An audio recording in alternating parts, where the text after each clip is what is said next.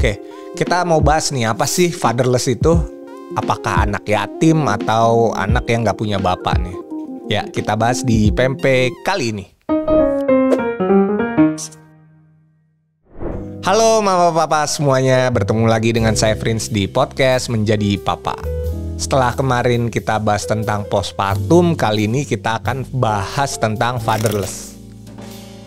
Oke, pertama nih dari istilah dulu. Fatherless itu artinya ya, dalam bahasa Inggris itu artinya tanpa bapak ya, atau nggak punya bapak ya. Situasi ini menggambarkan seorang anak tumbuh tanpa kehadiran bapak dalam hidupnya. Kondisi ini bisa terjadi karena berbagai alasan nih. Yang pertama, perceraian ya. Ini mungkin aja si anak dari kecil gitu ya, bapaknya dan ibunya sudah cerai, terus dia tinggal dengan ibunya, bapaknya nggak tahu di mana. Ya udah nggak ada bapak sambung dan ibunya tinggal sendiri aja. Yang kedua adalah mungkin aja nih karena bapaknya wafat ya. Jadi si ibu ditinggal sama bapaknya dan ibu harus membesarkan anaknya seorang diri ya. Jadi si anak ini bisa juga jadi anak yatim dan juga fatherless juga. Tapi kalau misalkan sosok-sosok bapaknya digantikan oleh bapak sambungnya gitu ya, bapak tiri, atau misalkan pamannya atau kakeknya gitu yang punya peranan yang sama di rumah, itu sebenarnya nggak jadi masalah ya. Dan yang ada nih alasan ketiga ya, bapaknya masih ada dalam keluarga ya, rukun-rukun aja nih ya, nggak cerai, masih hidup juga ya, belum wafat ya, masih tinggal satu rumah. Tapi kok terlihat kurang hadir secara fisik atau emosional dalam kehidupan si anak ini. Padahal ya, sosok dan peran bapak ini sangat dibutuhin dalam tumbuh kembangnya si anak itu. Nah, ini kenapa sih kita bisa seperti itu gitu ya, bisa demikian, kenapa gitu ya. Mungkin nih alasan yang pertama itu bisa jadi ya ini karena budaya patriarki yang masih sangat melekat di masyarakat Indonesia ya. Jadi biasanya ada anggapan bahwa tugas bapak itu kerja, mencari nafkah, cari duit, dan tugas ibu itu adalah ngurus anak gitu. Jadi ada tugasnya masing-masing, sehingga si bapak itu terkesan cuek-cuek aja tuh untuk ngurusin anaknya itu terkesan cuek. Sehingga mungkin ya ada sebagian orang yang karena terlalu berpatokan dengan budaya patriarki tersebut, jadi dia tidak mempunyai urusan ataupun tugas untuk mengurus anaknya. Padahal bapak dan ibu itu mempunyai tugas yang sama penting untuk mengurus tumbuh kembangnya si anak ya. Jadi nggak cuma tugasnya si ibu aja nih, tugas si bapak juga dibutuhin dalam mengurus anak.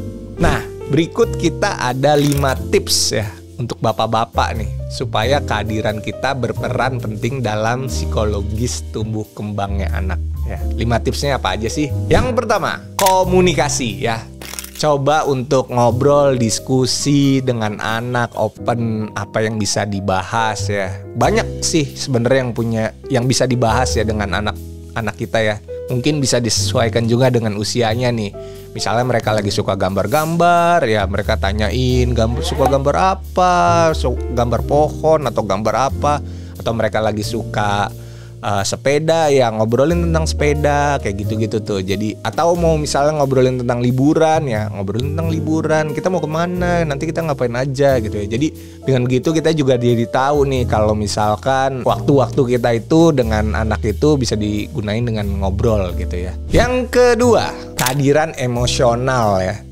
Nggak cuma hadir secara fisik, orangnya ada nih, cuma ya udah ngasih makan, ngasih jajan, nganterin ke sekolah, itu cuma hadir secara fisik nih. Tapi coba hadir juga secara emosional dalam kehidupan anak Anda ya. Dengerin perasaan mereka dan pikiran mereka ya, dengerin ya. Dan tunjukkan bahwa Anda itu peduli, berempati dengan apa yang mereka alami. Contohnya nih, kalau misalnya mereka ketika lagi pulang sekolah gitu ya, pulang sekolah kelihatannya kok mukanya sedih nih, coba kita tanya, kamu kenapa sedih, apa yang bikin kamu sedih, coba ceritain dong ke papa gitu. Terus tiba-tiba dia bilang diledekin sama temennya di sekolah, dibully sama temennya. Wah, kita kan bisa mencegah kemungkinan hal-hal bullying di sekolah dengan adanya kita ngobrol secara emosional. Semakin kita ngerti perasaan mereka, semakin juga mereka mudah untuk terbuka dengan kita ya. Oke, yang ketiga, bersedia terlibat dalam kehidupan anak ya. Jadi bapak itu hadir dalam setiap kegiatan mereka, aktivitas mereka. Misalnya ya, nemenin dia main sepeda, nemenin dia main sepatu roda. Tuh kan anak-anak sekarang seneng ya main sepatu roda depan rumah, baca buku bareng, beli buku bareng, warnain bareng, gambar-gambar gitu. Terus misalnya anak kita lagi ikut lomba nih, lomba apa ya, sesuai dengan minat mereka gitu. Usahain hadir nih, entah itu lomba di sekolah, coba bapak hadir terus support mereka ya. Bangun hubungan kuat antara bapak dan anak dalam waktu-waktu yang berkualitas seperti itu. Lanjut yang keempat ya, jadi panutan yang baik. Biasanya apa yang kita lakuin itu dicontoh sama anak kita ya.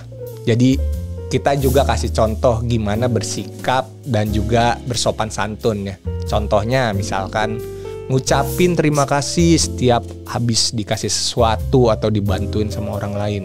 Ucapin maaf kalau ada kata-kata yang salah. Itu yang paling simple, yang paling gampang banget untuk diaplikasiin dalam kehidupan sehari-hari. Atau juga kita bisa memberikan contoh untuk memperlakukan istri kita ya, atau mamahnya itu dengan penuh rasa sayang. Misalnya nih ya, ketika mamahnya habis masak terus disajin tuh ke kita tuh, kita bilang, makasih ya mama udah masak untuk kita gitu ya. Nah insya Allah tuh kedepannya nanti anak kita itu akan ngelakuin hal yang sama ya. Jadi ucapin makasih juga sama mamanya setiap hari, setiap habis dimasakin. Yang kelima, dukungan pendidikan dan pengembangan ya, pengembangan minat. Jadi tadi tuh hasil kita cari nafkah itu kan pastinya disisihin untuk pendidikan anak ya. Nah selain investasinya, kita juga harus mendorong nih kemauan anak nih untuk belajar, semangat ya, untuk mengejar cita-citanya, punya cita-citanya. Ditanya cita-citanya apa, disupport dari situ. Cita-citanya mau jadi ini, mau jadi itu gitu ya, disupport gitu ya. Jadi dari sisi akademis disupport, dari non akademis juga disupport gitu ya.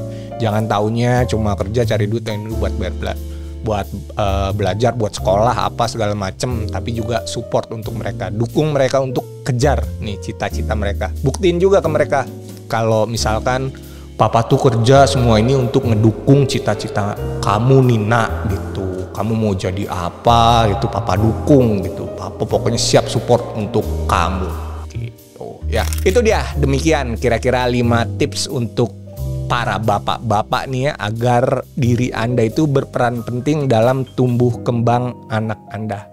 Ingat ya Pak ya, setiap anak itu memiliki kebutuhan yang berbeda. Dan penting juga untuk jadi fleksibel dan responsif terhadap kebutuhan individu mereka. Oke, kira-kira demikian yang bisa kita bahas di PMP hari ini. Kalau ada yang mau didiskusikan, silakan share di kolom komentar ya. Terima kasih, sampai ketemu di episode selanjutnya.